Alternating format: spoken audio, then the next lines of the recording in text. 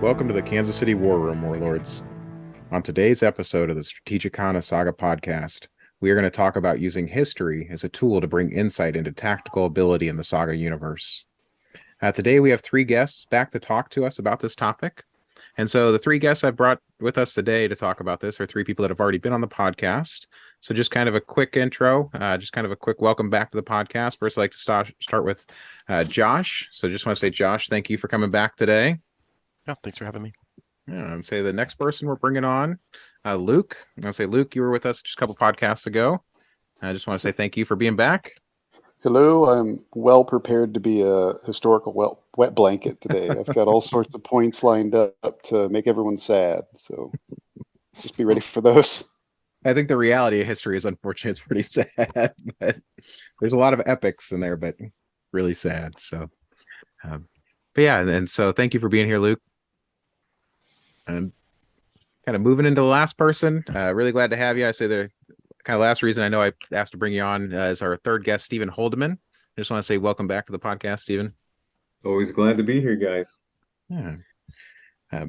And so kind of the big reason I personally wanted this topic is one, I say history is what keeps me in this game. I kind of joke, I know when Steven and we went up to Adepticon, I think we ended up forgetting to talk about tactics the whole time and ended up spending like 8 hours in the car talking about history.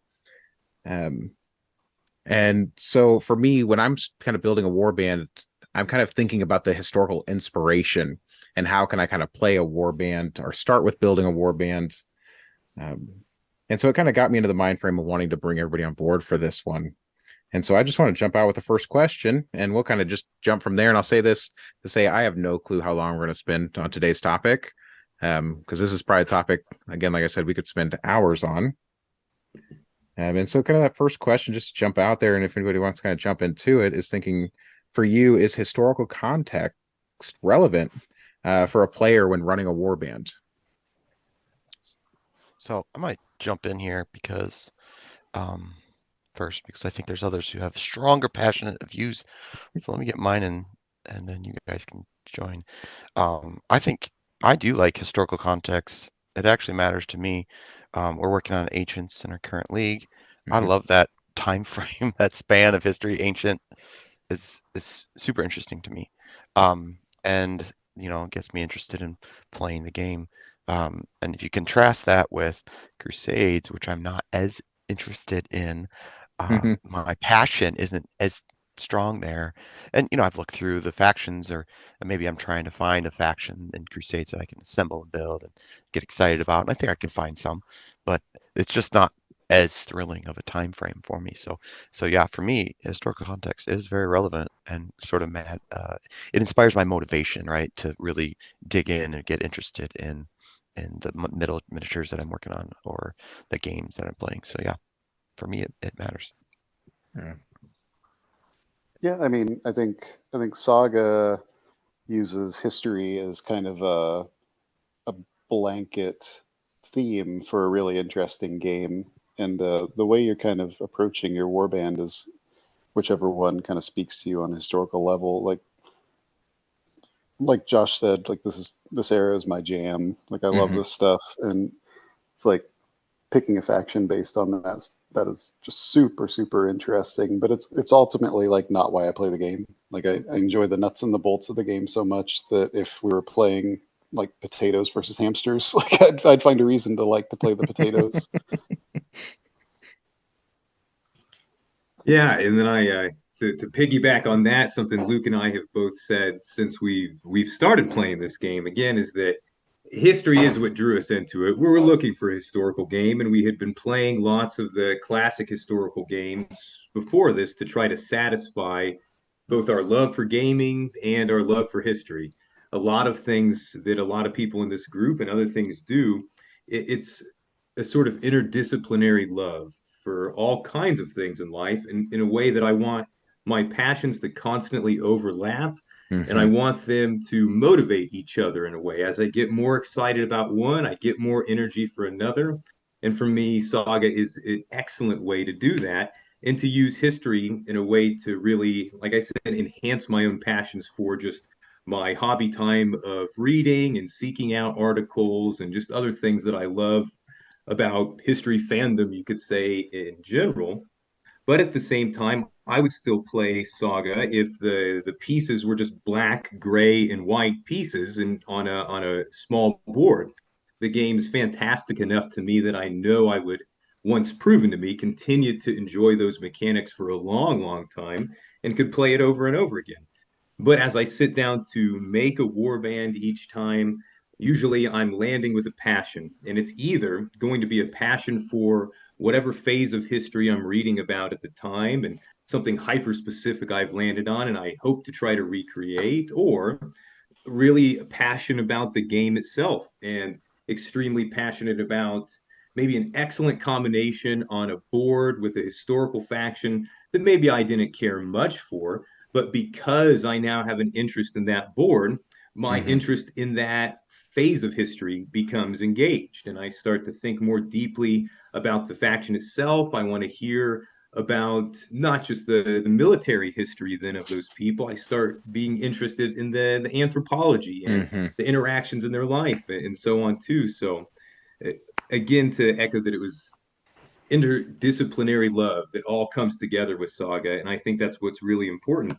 At the same time, though, history isn't necessary to be upheld with a firm rule inside of Saga either. They pitch it to us right away as heroic, out of storybooks and other things like that. There's never been an intention to try to recreate history, and I think Luke and others will comment a lot more on that later. But as it relates to my motivation and why I play the game and how I select my warbands, I hope to have it echo through every little paint that I choose and every little textile I research. And also, I can do a nice 4 out of 10 paint job at the end.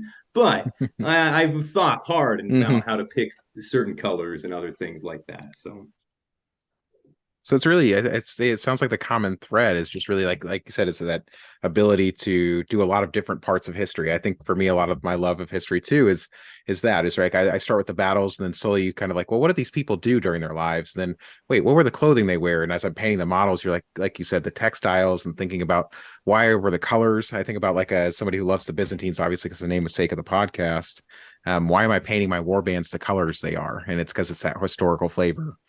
Just to add more nuance to it. It's like the truth is these people didn't spend that much time in combat. Like really successful generals might fight 3 battles in their entire lives. Like Sun Tzu, who wrote The Art of War, commanded 1 battle, won, and then retired to the mountains to write a book. So it's like if you get one and you were successful, like, well, that was a good job done. It's like we focus so much on the military aspects of history. It's just like it wasn't that big a part of our lives. Yeah. Classical antiquity might have a little disagreement with that, maybe. Guys spending 50 years in service, silver shields, who left their home in Macedonia under Philip, again bouncing back from India once more. And that's the thing about antiquity, as we were saying, when it comes to history. It blows the lid off, and then you really want to focus. But then you get almost into a state of mystery inside of it as you're trying to uncover a lot of things that even sometimes the most seasoned historians aren't terribly sure about. And so, but you're looking for it. And just as soon as you find that justification for yourself, even for that color or whatever, no one's going to care on the other side of the table. Someone might think it's interesting for a second or whatever, but it is there for your personal passion most of the time. So, yep. And I think that's one thing. God, what is it? And I kind of laugh is that when we play in this league, in this game, I've never played historicals before. I've never really played miniatures on top of that. But I kind of laughed when I got into this world and I looked around and I was like, everybody here is a teacher. Yeah. Like most everybody here is a history teacher. And I actually kind of laugh because I think like the all of us here today are actually not just huge. I would say I kind of almost laugh at that considering the last podcast I had 2 guys that are history teachers. But I love the fact that there's like for us like huge history enthusiasts that do other stuff, and this is just a huge piece of the exploration of like we can kind of not even remake battles. For me, I love the historical matchups as we're getting ready to do the Iron Man tournament next week. Super excited. It's probably like my favorite little niche because we get to add the historical flavor to it. But yeah. And you know, you were talking about how does it impact sometimes your choice of warband or something else, or how Mhm. the context of how you build a list or something like that. And something I discussed with you long ago and have said to others, that when you're diving in, you're sold on the army, you want to Mhm. get the figures, but you see a multitude of them out there and you're trying to decide what you should pick and why you should pick it and all these sort of things. It can be really helpful to pick a battle that your army has been in Mhm. and try to recreate one of those, because a lot of times that's going to be at least your very best bet to have some sort of artistic representation of that already existing, if you can't find archaeological sources to back up what you're wanting to do for fun for Mhm. your models or something. So, and it gives you a little bit of a core and theme to build around a little bit. And that's helpful for some of these factions that go through a giant span of history Yep. where arguably equipment changes a lot and all kinds of things. You can think of, Crusaders obviously is a good Mhm. example later on, but lots of these factions in antiquity, not everyone is divided as the Romans in this case, where they get to have their own board for each little physical change in their army and stuff like that. But Yeah. if you're going to be Vikings or something else like that, well, you got several hundred years to pick through, and it can be difficult to find something of substance. So maybe you pick the Battle of Brunenburg or something like that, and you focus on that and you work from there. So, or for Byzantines, like we've talked, Battle of Manzikert. What a great Mhm. time to be thinking about all these combinations of really cool units and Mhm. all this sort of stuff. It's helpful sometimes to especially being awash in history, if you're unfamiliar with the phase you're looking at, finding a battle sometimes is at least a fixed point that you can look at for a second and kind of work outward from there. You don't necessarily need to build your army to replicate that, because that sometimes is not always wise in Saga. Sometimes, and we'll maybe talk about that later, creating a historical copy of something that really happened in real life, that doesn't always work out so well in Saga. So sometimes you need to be looking at your boards a little bit. You need to look at your army list and stuff. Yep. Unless you're just so embroidened that with passion, nothing will stop you, and you're gonna double down on everything. And you know that's a different type of play style and person all its own. So Yep. Which that is actually kind of leads us into the question you kind of brought it up too, is for me, when building a list, do you ever choose like the historical accuracy, or do you prefer to build for max optimization? well, I unfortunately, I optimization is going to be the first mindset. As Mhm. as someone who loves competitive play and plays in a competitive club here, we all enjoy kind of higher caliber strategy and tactics and stuff. Building that combo and that optimization is first, but sometimes I'll be really motivated to change it. And I can share right now my example with the successors as I try to put this army together. I'm have always had a deep love for Thracian culture, and back in the days of ancient battles and stuff like that, really wanted a Thracian army. I've always tried to find an excuse to get one. Finally, in Saga, we have the Thracian boards show up, Mhm. and the Thracian board's fantastic. It's very interesting. I'm not going to talk about it in too much detail right now because definitely get sidetracked, but it's Mhm. sometimes not the board for the most competitive stuff that you're thinking about. It's a very clever board. So the successors, though, very interesting board. And as you look at the Greek successors and you look through the times of history that this board and time and people are supposed to represent, you see some really, really cool opportunities to incorporate lots and lots and lots of Thracian models in a Greek successor army. The kickoff of the Fourth Macedonian War begins when the pretender to the Macedonian throne, who's still arguably an Antigonid in his mind, is goes to the king of Thrace to get his initial army to start his campaigns. And so the whole beginnings of his campaigns as this Greek successor are entirely Thracian units. So Mhm. you have interesting weapons for heavy, or options for heavy weapons, javelin guys, javelin cavalry. You don't have to take a single Sarissa unit in there if you don't want. So Mhm. uh, that's an example. Then, as I look at the Third and Fourth Macedonian War, I become very interested and I look at different ways I can try to justify on one hand the models I would love to use for something, while also explore kind of a passion for some of these fighting styles that I don't necessarily know are the best idea, but I kind of need to, we can refer to the 10 losses podcast or Hmm. whatever. I need to have these ideas beat out of me a little bit, but I'm still right now absolutely smitten with this little phase of history, and it is Hmm. going to influence my painting, play, and tournament decisions probably for the next 6 months. So Yeah. I think composition choices in this game are generally clever enough that they're kind of going to make you do it anyway. Like, I don't know if you've ever seen rules for something like Lion Rampant, where like you're forming your warband, you have access to every single unit that's ever existed. Like Saga's a little more clever Hmm. in terms of like, well, the Irish don't function that way. We're going to isolate you to javelin warriors, et cetera, et cetera. Or all these new weapon equipment options they've added for this run of books where it's like, okay, well, your line infantry aren't just line infantry. They have this little special Sarissa rule. Hmm. So, like, I think the game has earned our trust in like valuing how they are going to present those options to us in meaningful ways. Yeah, and that's like I said, the reason I maybe came up with this question, and I think for me, this is where I don't know if this is a fair place to start, but when I think about maybe just the Byzantine, and I haven't explored every single board, I think probably my favorite boards I've played so far, um, a lot of them come from like the Byzantine line. I didn't think I would really enjoy the defensive kind of sit back faction, but then I played the last Roman board, which I kind of stuck my nose up at, but I kind of know quite a bit about that period of history. And I think about when I played them, I was trying to kind of play almost like the infantry square that they hold, where they're kind of like the warriors hold the line and then everything happens out from them.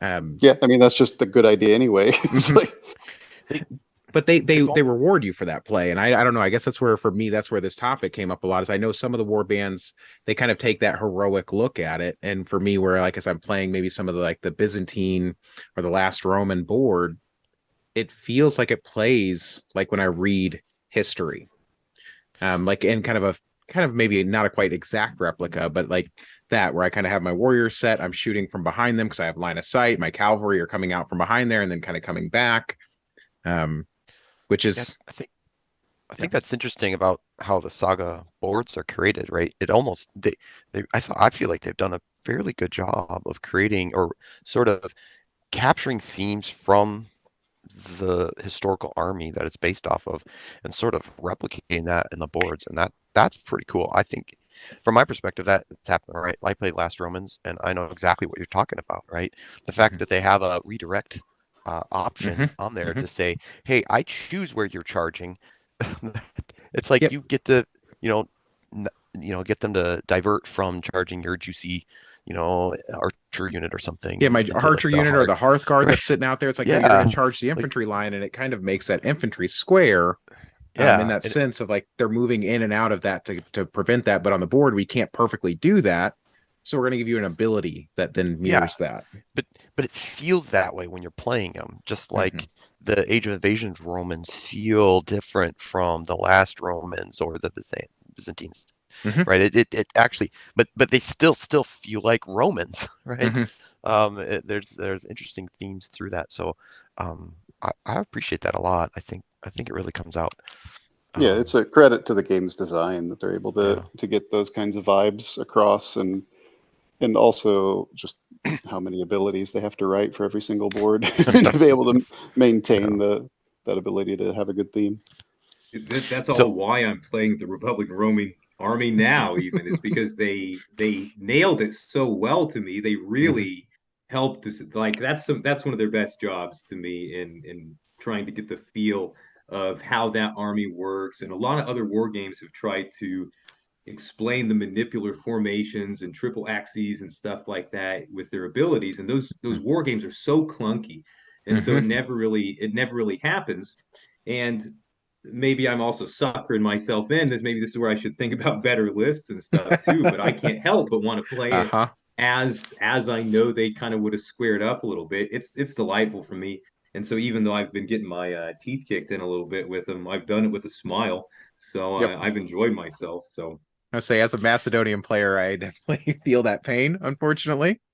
Um, yeah, but I guess So that's where. Sorry, uh, go ahead, Josh. Go if I ahead. could just continue, Oh, right? sure. Like, yeah. So if I come from like a 40K background or a fantasy, more specifically a Warhammer Fantasy Battles background, and so I find it really cool to have this historical theme to game, right? Because I about learning about a battle or learning about a faction and then diving into more about how they lived as people. That is just awesome. And Hmm. so that's great. The thing that I do struggle with is finding resources to become more historical accurate. Like I'm looking at painting my Vikings. I'm like, what colors did they use? And so then I look up on the website to see, okay, natural, how do you just create dyes from just Hmm. natural colors? What wools can you get, right? Or I see a YouTube channel that talks about that, like just dyeing natural cloths. Hmm. And I'm like, okay, so I can do that yellow and I can do that orange and I can do that shade of green, but probably not too bright, right? But so I go that way because I'm very interested in that. But Hmm. um, I don't like I want it to be as close as I can, but I also get myself off the hook, right? I don't feel like I need to be precise Hmm. because we're talking about thousands of years sometimes, and it Yep. doesn't matter. So when I Yeah. build a list, though, I'm really focused on probably just finding a good list. I don't know if I'm really too particular about matching the play style of the army. I'm assuming Saga has kind of done that for me in a way by what options they give. Hmm. And even if it's not quite accurate, it's a game. And so that's from my perspective. That's how I look at it.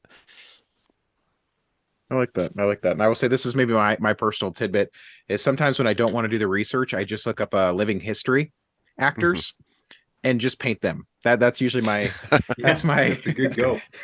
hey, that guy's representing a ninth century Anglo-Saxon uh like a Huskarl. Let's just go with that. Let's do that. That's the guy I'm painting today. So that's always my go-to is when I don't want to do the research I know somebody has and there's a picture of him somewhere on the internet that I'm just going to paint into my warband. So That's a great strategy. I'm gonna use it. those guys put so much time in, as you're probably very, very familiar with. Yeah. Is just thinking about the thread counts. Like those guys are worried about thread counts, and the die came from this Oh yeah. countryside, and it's like, nope, I'm not going to do that research. It's super cool to think about. That guy's done decades of research. I'm going to just paint him. So, um, but that's sorry. I want to come back to that because to me, that's where I guess. And like I said, maybe it's just the exposure to the boards I have right now where I think about I love the Macedonian list. Not particularly one of the strongest in the age. But I love the history of it and I love the ability to just like it plays like when I think of like those big battles with Alexander, um, and it plays like that. But then I think about how do you go from maybe your starting point? I know we've talked about this in some of the other podcasts, and I can't wait to get into. We're probably going to do how to build a warband next time. But do you ever start with it? And I know Stephen, you just talked about it, starting with the historically accurate version and then slowly titrating it down to okay, this is what works. Do you ever feel like with a warband when you don't know where to start, do you start there? Because I will say for me, that's kind of what I've done. But playing the Byzantines, the boards have that flavor. I would almost say that a lot of times, in a way, most of us won't ever be settled on a warband unless we have some sort of motivation and list idea a little bit. It's really really rare. I can't even with my own excitement for certain things. I can't think of a time really that I jumped into an army full 100% just because I was excited for the historical theme of Mm-hmm. it. There's maybe been some that have been 50-50 with that, but a lot of the guys I'm most excited about, I probably already had the models or something like that. But I think for Saga, and as you learn with miniature games or just mini games in general, it is a little bit more fun if you are winning. And Mm-hmm. so it is a good idea a lot of times to be excited about your play style and practicing the boards and stuff because Saga is luckily way more forgiving, but as all the other Warhammer players and other stuff know, if you flesh out an entire army based on your loves, and then you find out that doesn't work very good, you Yeah. are hundreds and hundreds and hundreds of dollars in the hole and have to start over across the board. So usually by the time you put brush to model, you at least have a good idea of how you can be successful. And again, I think, as we said before with Saga, that it's really, really forgiving in that front, that even if you did somehow make yourself a really miserable list, you're not as outgunned and outmatched in Saga as you are in some of those other games. And so it's not going to be your force of love just getting wiped off the board every time. If you get clever enough with enough trial, you'll probably do pretty well sometimes, at least, even with a really bad board or something too. And even if you do make a decision about a unit, paint it, and it doesn't play as you expect, often you can be like, well, I'll just put that in this other army, or you can sort of combine it in ways that Saga is just amazing, right? Compared to 40K, you Yeah. can't do that, right? What do you mean? That's Ultramarines. You can't play them as Dark Angels, or something like that, right? It's like it's not like that. You can sort of expand your units or use them in different ways, and that's one thing I find is really cool about this game. Yeah, just the ubiquity of these kinds of formations and how common they are across different cultures means you're not getting stuck in a situation where you're like, well, these robot skeletons sure can't be space elves. It's just like Yeah. guys with shields or guys with shields, and you can shift them around, do whatever you want to do with them. Mm-hmm.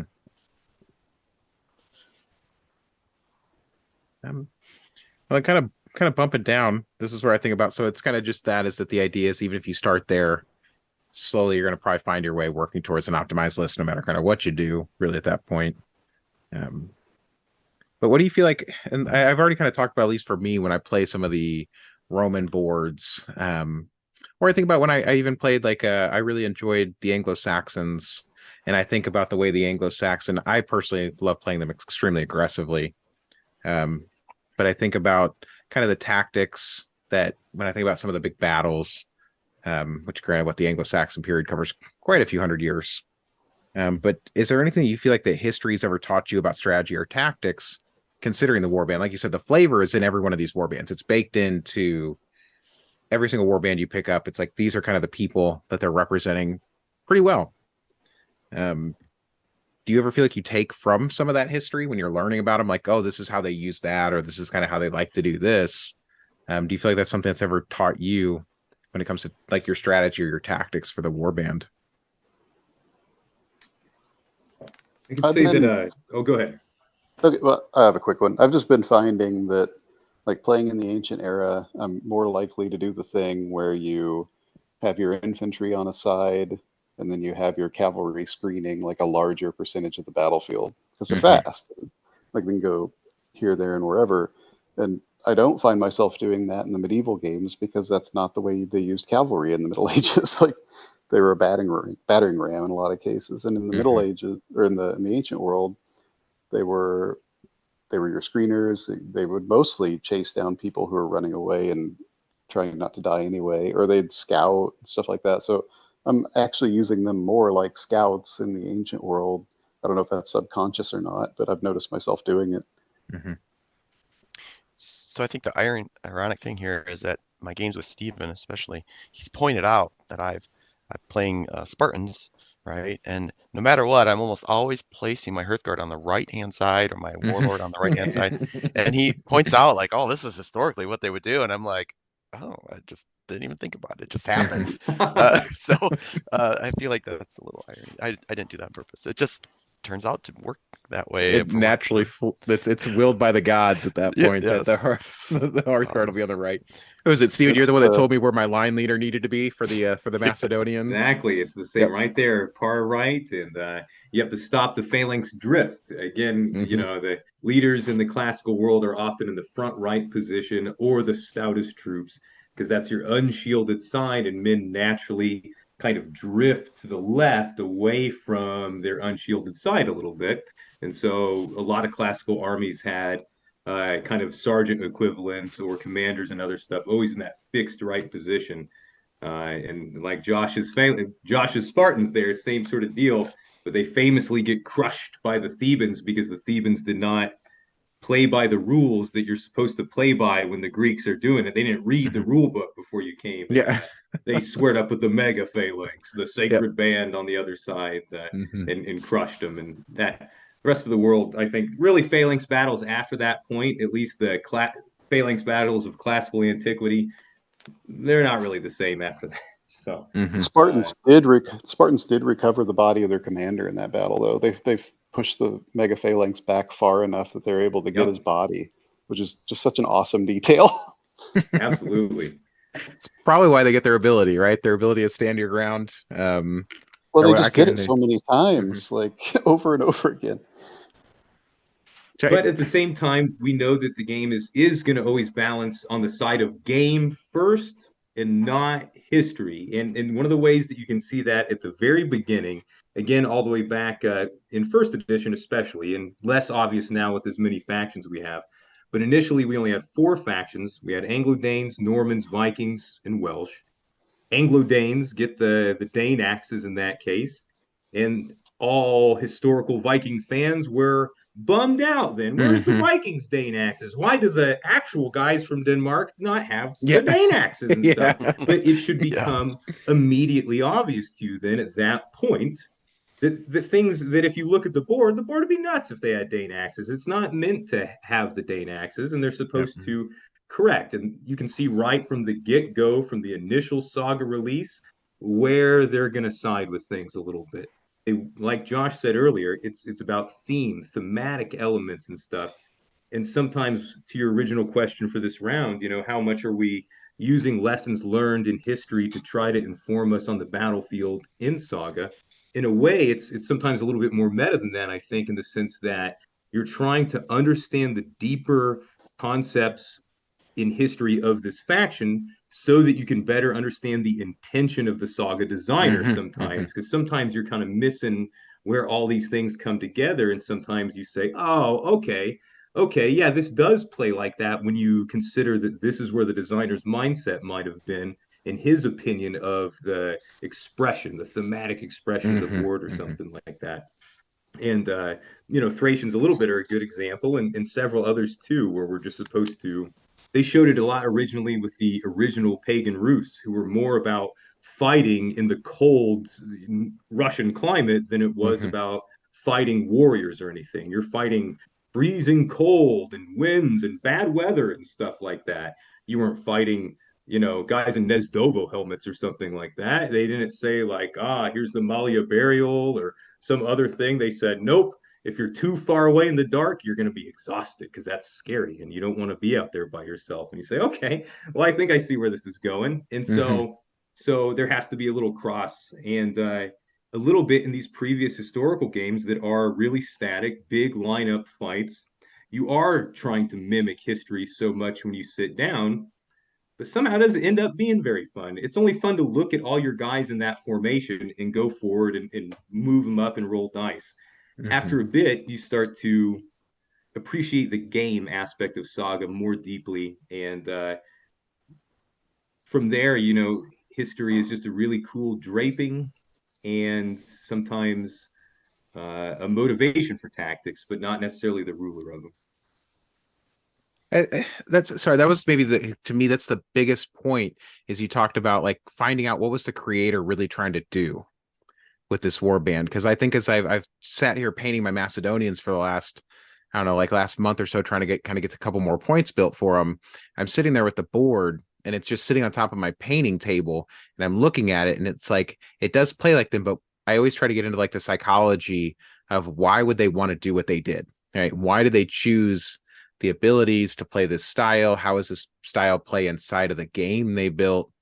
And that's maybe where I guess like looking at it in the last couple of months, this is the reason I wanted to talk about this, is to get into some of this big topic. Is like looking at the boards gets you into kind of the deeper, like you said, the deeper meta of it. Is it's not so much about optimizing, or it's not so much about like the strategy. They built it. We need to figure out why did they want to do that, so then we can maybe better guide our own use of the board, if that makes sense. In some Something that's often cases, delight. Go ahead.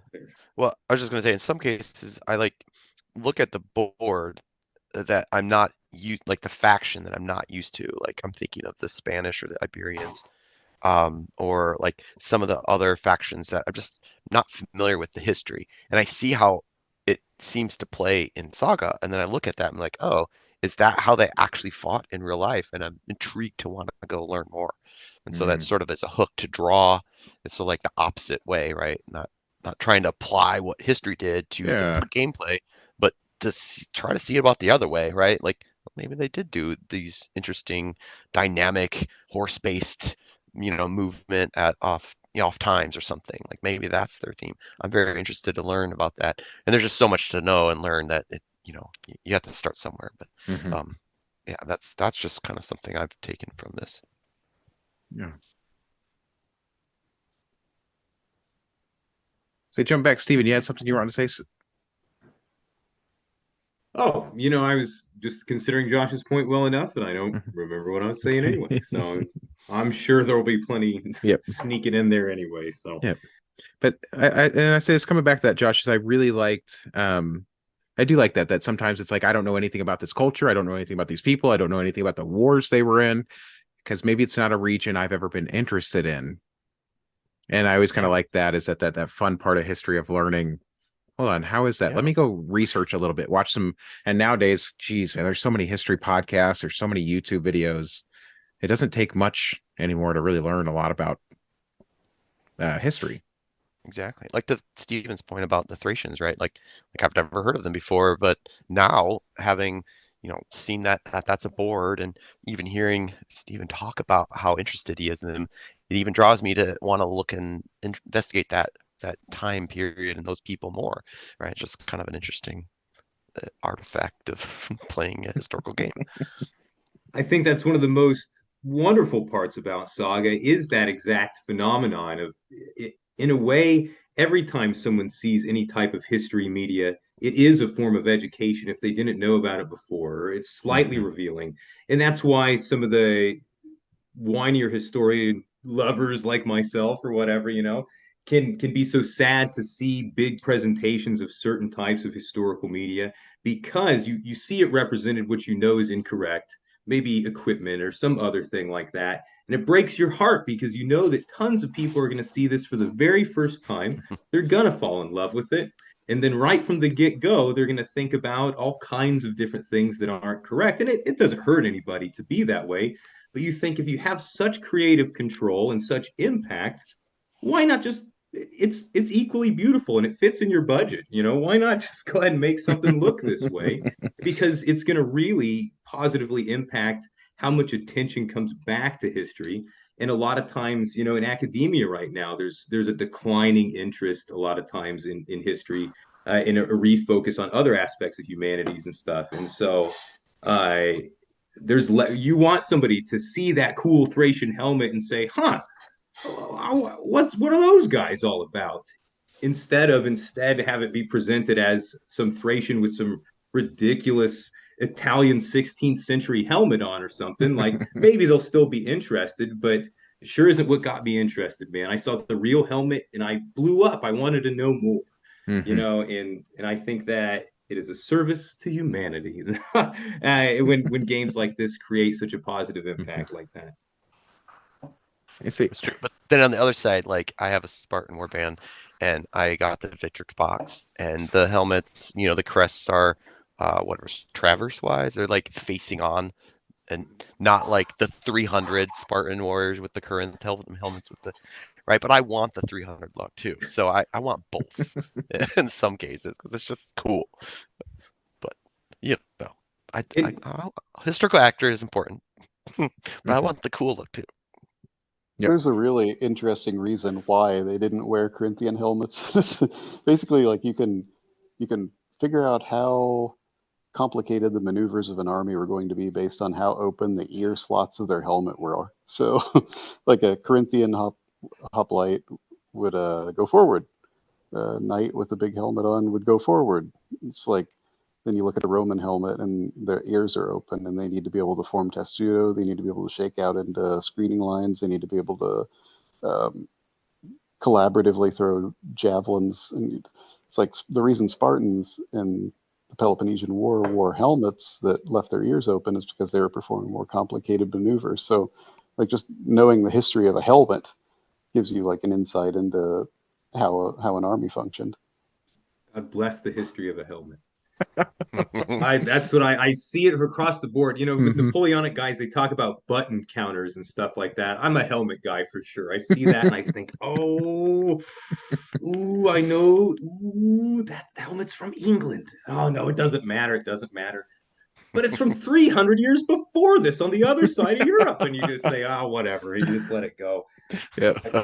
But I will say that I've been trying to lately. Some people know that I've been trying to put together just a little homebrew thing, kind of Bronze Age saga boards, and I've been kind of building this up in the background. But the main motivation for it is that I love and am passionate about this time period, and I want others to be passionate about it too. And it's an easy way to do it when you're playing awesome games. I want an excuse to go buy a bunch of chariots. I want an excuse to Yeah. buy boar tusk helmets and all kinds of things like that. And I certainly don't have one, but boy, if there was a saga faction for them, that's a great reason to go ahead and pick all these guys up. So I think it'll be great as these factions or as these universes flesh out each time. Uh, for everybody, you really learn a lot more each time. So Hmm. I I guess it's some of that stuff I really enjoy. That I enjoy that point too. Is I think for me, like Vikings, I think kind of always knew like surface level stuff. But after getting into this game, it's just I don't know. At this point now, I've like built the Anglo-Saxon board and I've listened to God and read books on them, stuff I would have never done. Right. I think at this point I've read two, three, four books on the Anglo-Saxon history, listened to like two or three different podcasts that have like hundreds of episodes. Um, in an area I never thought was interesting, and now it's probably one of my top two or three favorite periods of history. So, That's really cool. mhm, I've done the same with mostly the Romans lately with podcast or books like Ghost of Cannae or the mhm. Augustus Caesar, for example, or just different books, listen in audiobooks format, or yeah, it's really been helpful building those periods in history, sort of building those I don't know, building blocks or signposts, create a template, so then you can hang the rest of it on there, right? Mhm. Like Thracians are related to Romans in this time frame, or the Greeks in this time frame, right? So like that really helps me Mhm. is to get that template of how history has worked, the big signposts, and then fill in the gaps.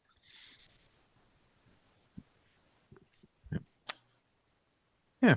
And so I guess kind of the last little area I have is we kind of I don't know, like I said, there's a lot to talk about historically, but I guess it's kind of trying to stay inside the world that is Saga with history. Um, this may be something we've already kind of talked about for you guys thinking about for you.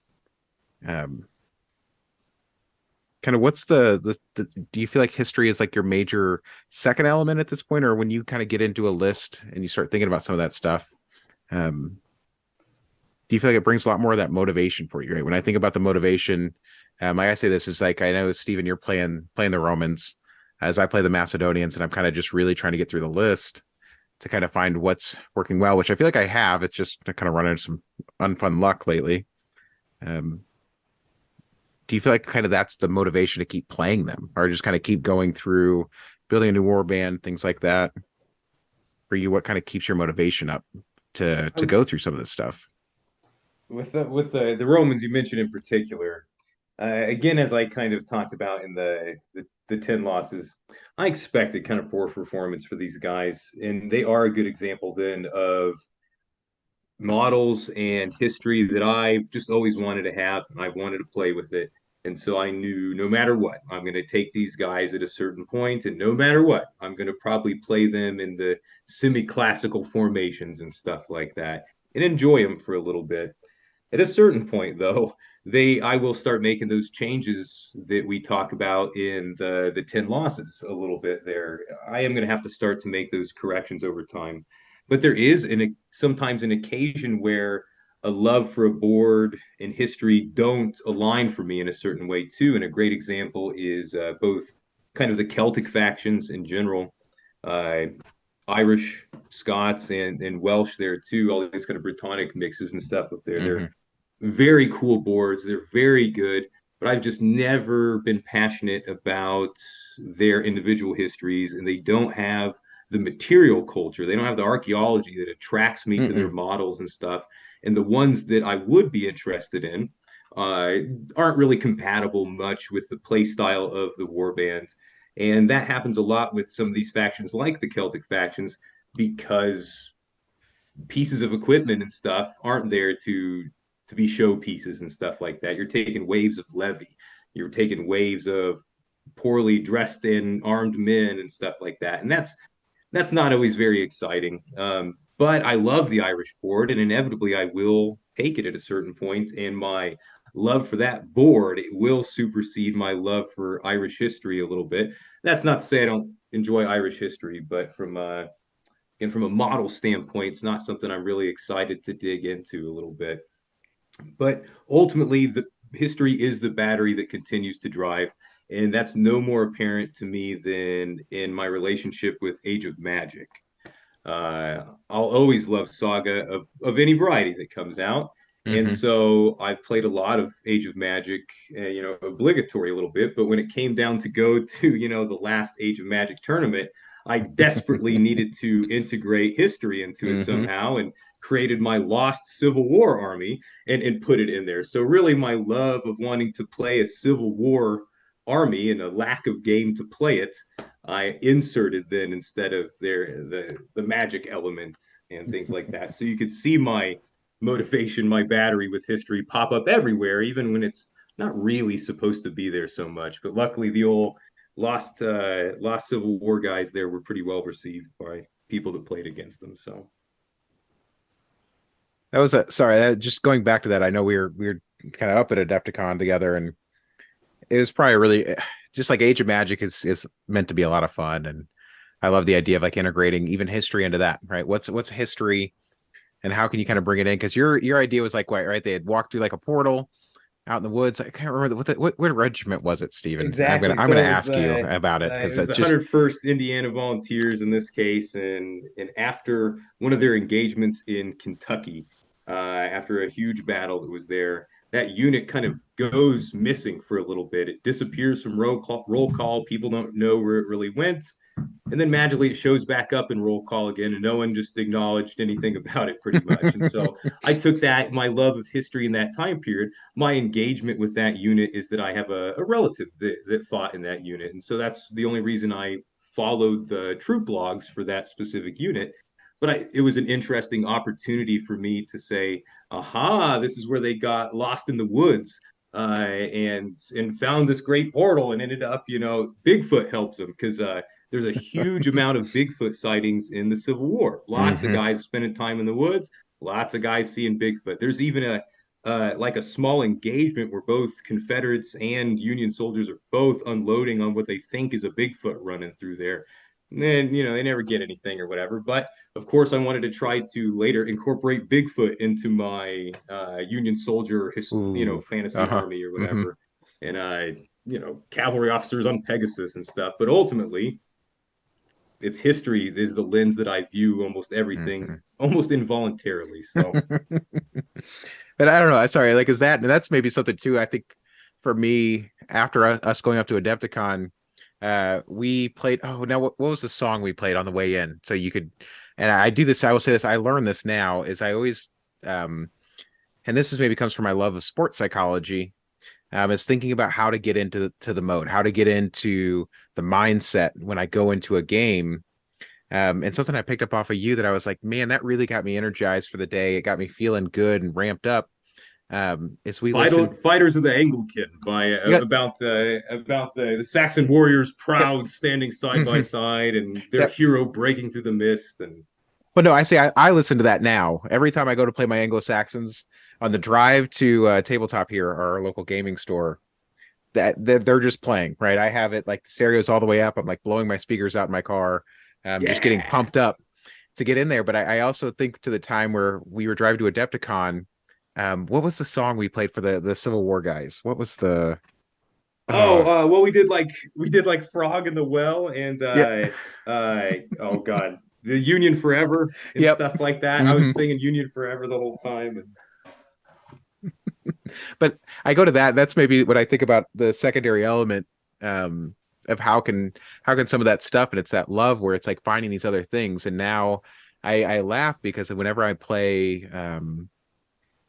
like even the Macedonians, I joke that I found different like Iron Maiden has a Alexander the Great song, things like that, like finding music to get me pumped up to go play and going to that, like getting in the mindset of like shifting from just kind of mundane normal day life and getting into that, like I'm about to go get kind of ramped up to get into the game, and finding songs that go along with my warband has been surprisingly really fun. Um, and so that's maybe Well, something I wanted to share, but it was really fun. So I just want to say thank you for that because that was a really fun experience of an Adepticon that I've continued to this day. Well, that's what I picked up from reenactorism and stuff too. It's no surprise to many that a lot of us have had our tastes in historical reenactment on this board and stuff like that too. I think everyone here actually who's speaking has some sort of historical clothing for a different time period Yep. and stuff in their closet right now. So Josh is a little outside of is the opposite direction of ours in that case, but no less detailed, more detailed even in that Yeah. case. So but a great part of reenactorism that you bring to this. Again, this is what I was saying at the beginning about interdisciplinary passions. I want everything that I do in my life to feed back into it. My band was Viking themed black metal and stuff for a long time and focused on very hyper specific, passages of history and Norse literature and things like that. So I want to think like them. I want to smell like them a little bit. And as you can see in my personal library, I'd like to eat like them too. There's lots of interesting things to think about what they're eating. So, and a few sources in history have been so kind to record some great recipes for us. So, and some disgusting recipes, but That's something I've always, I don't know, ever since that moment I've taken that and just like it's been a lot of fun to just find different stuff and like who sings a song about these people, right? Or who's a band that specializes in this. Is there's like a band who made an whole album about Justinian. Um, mhm. I can't remember their name off the top of my head, but super cool stuff like that of like finding that secondary piece to it. And I say the sports psychology side of me is like getting into that mindset of like I'm about to get on the table and I'm about to kind of fight with somebody and getting into the mindset before I get there of like kind of dealing with traffic and all that crap driving to the gaming store. It's like put the music on and get in the mindset. But There was something really great about God, and forgive me out there if you're listening, but I think his name was Kevin, who used to come to Adepticon all the time, who's a sommelier, and he would often bring then hand-picked alcohols based on the warband that he was playing and pass it around. So as he was playing Normans, he had specific recipes from Normandy in bottles and stuff to pass out and stuff too. It's a great way to engage in history all around. that's cool. That's really cool. I Yeah, like that I, idea. I think I just think Saga like drags that out of people too. It's like the game has to be engaging first, and then we're allowed to kind of enjoy these other ancillary historical aspects. Like Yeah. we're not just we're not just simulating something. Like I don't even suspect that the big tabletop games that purport to simulate these things simulate them well. Like you would need to be playing it 2 millimeter and on your front lawn, and you need all sorts of mechanics that aren't fun just to actually like represent what really happened. But Mm-hmm. Saga is so much more like in the tradition of Herodotus and Homer and Beowulf that like we can have fun, and then also these other elements can come into. Which I guess is like the namesake, and that's maybe kind of thinking about just the namesake of saga in general, right? Kind of creating every time I go on the table, I think about how am I creating this epic saga. It's like our war bands are kind of fighting, and I don't know, maybe that's probably half my reason I always want to try to kill the other person's warlord with my warlord. Yeah. Um, I say I'll throw a whole game away. You put your warlord out there, I will unfortunately throw a whole game away just to kill your warlord. I can imagine that makes Alex very happy. That's what they want. That's why they put the pride rule in there. And I can say, I'm guilty of gaming like every other competitive player in that case, and usually pretty conservative with my warlord. But Alex shakes his head at this and wants you to charge. Mm-hmm. That's why it's in there. That's what he wrote the game for. Is that and in Saga in general, you like you said, Beowulf in this case, or Eagle Scholar Grimson fighting 12 guys at once and all these types of things. So I'm glad I can. I don't know. Like I said, there's something like gutturally like pulls into me where it's just like my warlord versus your warlord. Let's just duke it out in the middle of the table. Um, I don't know. That's just the fun of it. But I guess it goes back to some of the other stuff too. Is thinking about how Saga as a game. I guess it's a really fair point. It's like historically, it's maybe not perfectly accurate, and it's not meant to be. Yeah, it's not a bug, it's a feature. Like that's what makes it so exciting is that you don't have the preponderance of a game system that's trying to do that and is inevitably going to fail because it's not even possible. So Saga just like punts on the entire thing and says, "No, we're not going to try to show you a whole battle. Like at most, this would be a meeting engagement or a skirmish between scouting parties or like a dinner party that went wrong." Like the scale of Saga is Mm-hmm. probably more indicative of most of the armed conflict in human history than any of the large battle games would be. Like there's just so many of these little fights that no one was around to record, no one bothered to record, Mm-hmm. and we can kind of like fill in the details for ourselves. Yep. Well, that or I also go back to that too. Is like sometimes history being, um, it's always written by the victor, right? So I think of oh, what was Alexios Komnenos's daughter Anna. She wrote the Komnenan stuff, and like there's you can kind of see that flavor where it's like she's kind of reporting that her father did better in battles, where it's like, no, he kind of he retreated, and that was it. He knew the game was up, and he retreated, but she writes this like poetic, beautiful saga of him charging down men as he's leaving the field, and just Well, like as Americans, we do that with George Washington. It's like point me at the great victories of George Washington that allowed him to become this mythological figure. yep. Maybe that's probably why I always want to charge a warlord on a warlord. I don't know. Maybe that's where that comes from. It's just I know history is not. It's always written by the victor, but Sometimes you get some good stuff from the loser or intermediaries and stuff. Sometimes yeah. it's just written by a nice passerby. And God bless an entire era of Arab literacy that helps us out with that a little bit as they Yeah. attach themselves to a lot of the moving pieces of the early medieval world. They God bless, and in Greeks in that case. If it's not Arabs, it's Greeks. Somewhere they're writing it down, Mm-hmm. and that's a real blessing. So, or with fun with Bronze Age stuff, famously the Battle of Kadesh is Ramses II big moment. Everyone recognized the reliefs in art associated with this battle. And classically, the way the Egyptians presented is that it was a massacre on behalf of Ramses II, and he alone was isolated and broke through tons and tons of fighters on his chariot by himself and crushed the Hittite chariots. And well, turns out about 15 years ago, we found the Hittite records for it, and they don't quite record it that way. In fact, it seems Mm-hmm. like a draw at the best for the Yep. Egyptians in that fight. And the Hittites are very good record keepers, and they don't normally write giant things about how great their only guy is over and Mm-hmm. over again. But as I look at thinking about how you approach Bronze Age boards, that theme of Mm-hmm. Ramses isolated by himself fighting tons of other people is something I definitely draw an influence for as I try to think of what a thematic Egyptian board might represent in that time period for New Kingdoms or something. Right. It's because that's the story they told themselves. So Exactly. like so that's what ends up mattering. I like building that back into even Saga is understanding that, right? That idea that sometimes the theme that's in the warband, where it's like I look at the last Roman board as like my first time playing it, as I really enjoyed the Byzantines. I jump in and I go, well, what did the history books say about this, right? How did they fight? I'm going to fight like that, and it's like, hold on, do we really need to look at the deeper piece and something like that, right? Is that the other records don't quite show that that's how it really happened.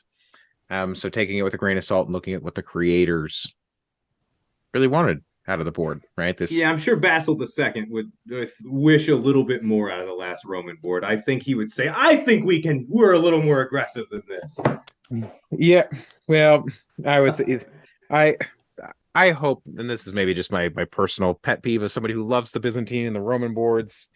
For the love of God, I love Harold Hardrada. he can stay on the Viking board. He has a Yeah, beautiful. He plays find a great in way the to Viking slide. board. For the love of God, give me. There's so many great Roman generals throughout the years, and you give me the ability called Strategos, and then all of a sudden you don't give me any Strategos through history, who was Yeah. like you give me Harold Hardrada, who is like the captain of the Varangian Guard. Like he's cool, don't get me wrong, but if I want to play him, I'm going to go play the Vikings. Yeah.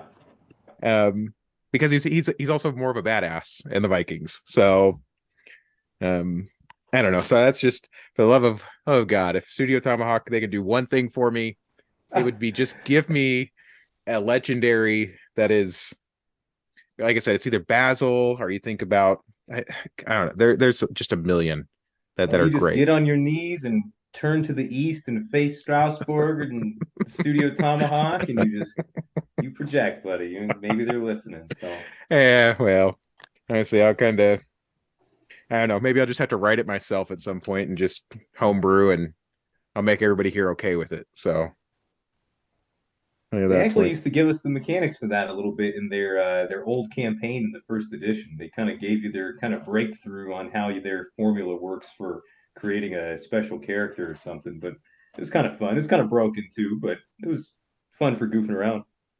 that's I think that's where I'm going to have to be at it. But yeah, so that's my only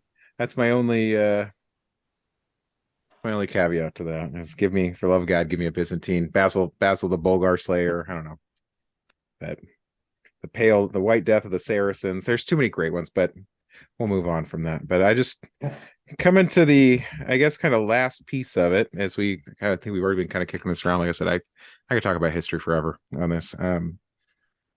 But just kind of the last thought going through this and thinking about for you guys when it comes to historical influence. Do you guys have any kind of last thoughts, any last ideas when it comes to historical influence inside the world of Saga?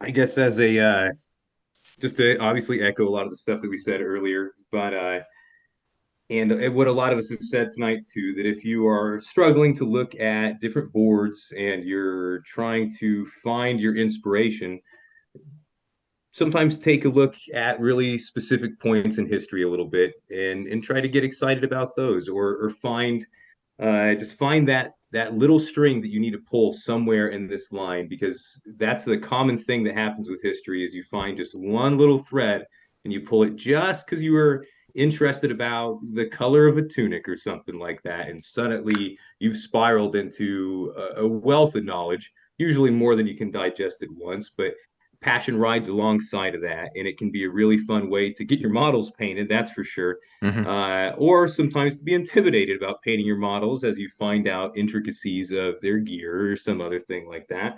That's my Thracians right now for sure. But the game is there for history, and if you're even listening to this or if you're playing this game, you probably like history anyway, or someone Mm-hmm. really convinced you on a beer and games night or something like that to try it out and you love the mechanics.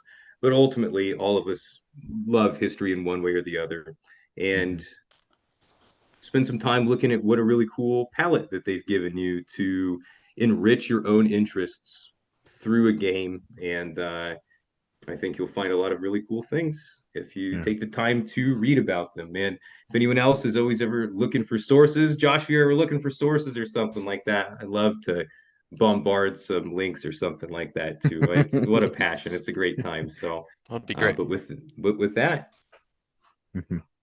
I guess I'd also say, like, don't be ashamed of what brings you to a faction. Like, if you think it's kind of lowbrow and not realistic, it's like, that's fine. Like, that's in the style of the game. And it's also pretty emblematic of probably the way a lot of these people thought about themselves anyway. So, like Josh said, it's like, I want 300 Spartans. Like, cool. Like even the context of that movie is someone telling a story. Mm-hmm. So it's like you're not getting in that even like that divergence of it isn't purporting to be accurate. So like Saga is the perfect place to go nuts and just find stuff that you enjoy. And if it's something that kind of silly that brought you there, that's cool too. Yeah, for me, history is history, right? It's just people trying to make it when their current time that happens to be way long time from my perspective, way long time ago. So my draw is always just to really figure out how people lived, right? Like how do they actually survive sometimes? And to me, that's what's amazing is there's so much stuff that modern culture comparatively has lost. Like, I don't know how to go and be a hunter-gatherer, or, Hmm. I could maybe go get some animal somewhere if I really needed to survive, maybe, but I'd probably be hungry and maybe die, and my family would die, right? And so my goal is I want to not lose those skills. I want to not lose some of those things that my ancestors were able to do, right? By virtue of being present, I am not Hmm. a robot. I have a heritage and a history. I want to know how they lived. Hmm. And to me, I'm, you know, playing a war game, but like Steven said, I think, there's more to history than just the war. Or like Luke said, like sometimes they only had one battle, but Hmm. they survived. And I want to know how they lived the rest of their life, right? And that to me, that's the draw. And so, and that time frames, just different the skills that people built upon each successive generation sort of built up small incremental changes. Even in apparent times of stagnation, there was maybe other changes that we're minimally aware about. I once read a book, The Science of Conjecture, which really talked about how during the sort of the Middle Ages, where you sort of expect this to be like stagnant society, well, there actually the rule of proof and burden and what was probable and not probable, like there was basically a tremendous amount of advancement that set the stage for the Enlightenment. And Hmm. so, like, it's kind of interesting how, from different perspectives, things are very dynamic when you don't maybe think that's there, but you start reading and learning and you cover it. So for me, it's just a foil. Like I love playing war games, right? This is a Hmm. great way to just it's an excuse to learn more about the past, people and what they did and how they interacted. So that's really my draw. And I would hope that maybe others would pick up on that and try to try to gain some of the interest or passion that I guess we all share. So Yeah. And I think that's it. I think that's the big draw for a lot of people. And I don't know if I have a lot more to say to that because it's a really great closing points by everybody. And I just wanted to say thank you guys for being here. Thanks for taking us through your love of history, every one of you guys, and providing your insight. thank you. No problem. Be here.